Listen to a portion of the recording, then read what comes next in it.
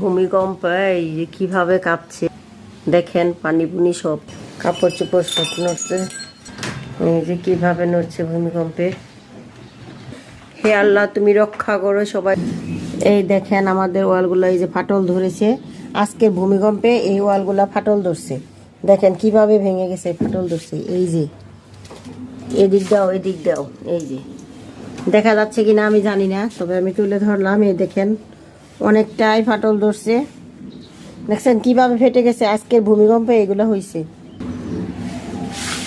হে আল্লাহ তুমি সবাইকে রক্ষা করো, হে আল্লাহ তুমি রক্ষা করার মালিক, আল্লাহ রক্ষা করো।